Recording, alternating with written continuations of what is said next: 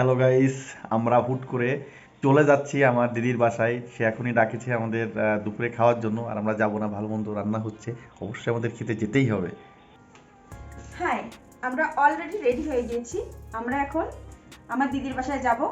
Invite করছে। এখন মোটামুটি 2টা বাজতে 15 মিনিট বাকি। দেখি যা যাক, চলেন সবাই দেখি কি কি রান্না হচ্ছে। তো গাইস, আমরা চলে যাচ্ছি এখন দিদির বাসায়। যে রওনা দিচ্ছি, আমাদের বাইকটাই সবই রেডি হয়ে গিয়েছে। আমরা আস্তে আস্তে রওনা দিয়েছি। তুমি বলো। আমরা অবশ্যই চলে আসলাম দিদির বাসায়।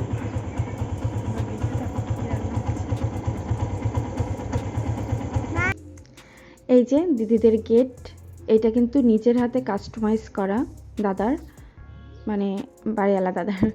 তো দেন এই যে আমি চলে গেলাম, আমি আর মাম্মা দুজনে কলিং বেল দিলাম। দিদি উপর থেকে এবার হাই দেবে, দেওয়ার পরে হচ্ছে আমাদের চাবিটা দিবে। চাবিটা দেওয়ার পরে আমরা চাবিটা খুলে ভেতরে এন্টার নেব। তো আসুন আপনারা আমার সাথে ভেতরে, কাম। এই যে ভিতর, এটা এখানে ডাবল গেট, ভিতর থেকে এটাও খুললাম।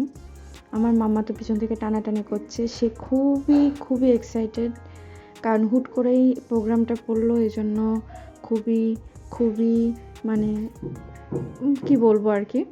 তো দেন চলুন এবার উপরে যাওয়া যাক, দেখি সবাই কি করছে। আমি তো পারলে দৌড় দিয়ে চলে যাই। আমার হাতে কি বলতে পারেন? তেঁতুলের আচার, কারণ আজকে চাটনি হবে, ইয়ামি ইয়ামি চাটনি। চলেন চলেন দেখা যাক কি হয় ভিতরে। এটা হচ্ছে ডাইনিং স্পেস, ডাইনিং কাম ড্রয়িং। এই যে আজকে কিন্তু আচার তৈরি করা হবে, অ্যান্ড হচ্ছে রসুন দিয়ে জলপাই আচারের সাথে হচ্ছে নিরামিষ জলপাই আচার হবে আর কি। তো এই যে আমরা চলে আসলাম দিদির রান্নাঘরে। কি রান্না করছে? এই তো মাংস রান্না হচ্ছে, কষানো চলছে। ও টেস্টি দেখতে।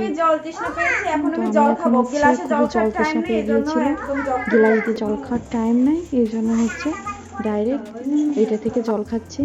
কি শান্তি। এবার তাকে কষানো টেস্ট করতে না দিলে তো তার হয় না, তাকে তার দিদি প্রোভাইড করলো। আমাকে দেখিয়ে দেখিয়ে খাচ্ছে, যদিও সে আমাকে না দিয়ে খায় না, অবশ্যই আমাকে দেবে খেতে।